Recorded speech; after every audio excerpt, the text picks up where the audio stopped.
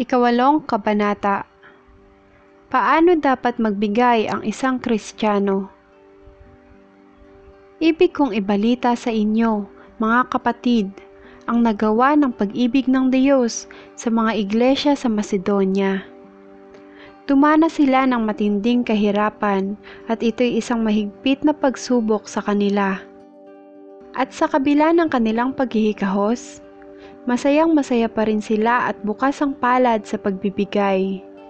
Sila'y kusang loob na nag-abuloy, hindi lamang ayon sa kanilang kaya, kundi higit pa. Alam ko ito pagkat mahigpit nilang ipinamanhik sa akin na sila'y bigyan ng pagkakataong makatulong sa mga kapatid sa Judea.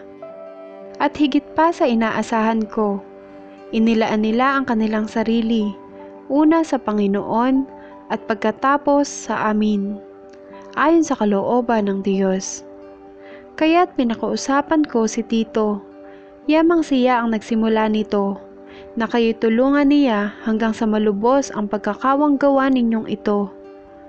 Kayo tanyag sa pananampalataya, sa pagpapahayag, sa kaalaman, sa kasipagan, at sa inyong pag-ibig sa amin. Sikapin din ninyong manguna kayo sa pagkakawanggawa. Hindi sa inuutusan ko kayo. Sinasabi ko lamang sa inyo ang ginagawang pagtulong ng iba upang masubok ang katapatan ng inyong pag-ibig. Alam ninyo kung gaano kalaki ang pag-ibig ng ating Panginoong Hesukristo na bagamat mayaman ay nagpakadukha upang yumaman kayo sa pamamagitan ng kanyang karukhaan. At ito ang payo ko tungkol diyan. Ipagpatuloy ninyo ang inyong pangingilak na sinimula noon pang 1 taon. Kayo ang nanguna hindi lamang sa pagsasagawa nito, kundi maging sa pagbabalak. Kaya't ituloy na ninyo ito. Ang sigasig na ipinakita ninyo sa pasimula ay panatilihin ninyo hanggang sa matapos.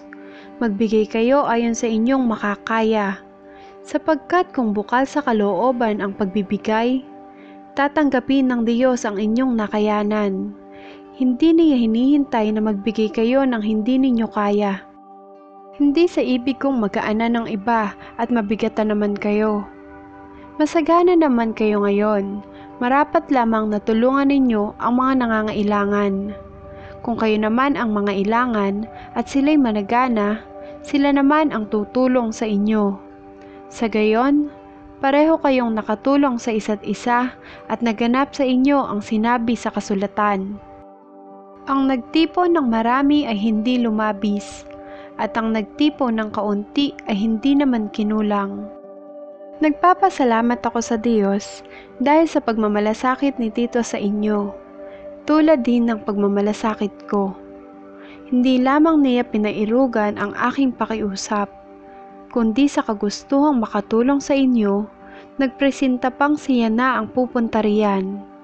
Pinasama ko sa kanya ang kapatid na kilala sa lahat ng iglesia dahil sa kanyang pangangaral ng mabuting balita. Hindi lamang iyan, hinirang ng mga iglesia upang maglakbay na kasama namin at tulungan kami sa pangangasiwa sa gawaing ito. Ang ganitong paglilingkod ay sa ikadadakila ng Panginoon at sa aking marubdob na hangaring makatulong sa inyo. Nag-iingat kami upang walang masabi ang sino man tungkol sa pangangasiwa namin sa malaking abuluyang ito. Pinagsisikapan naming maisagawa ito ng maayos, hindi lamang sa paningin ng Panginoon, kundi maging sa paningin ng mga tao.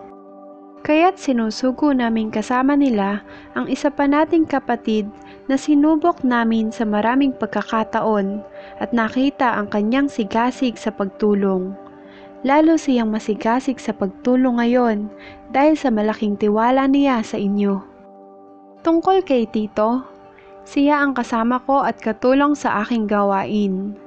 Tungkol naman sa mga kapatid na kasama niya, sila'y mga sugo ng mga iglesia at mga tapat na tagasunod ni Kristo.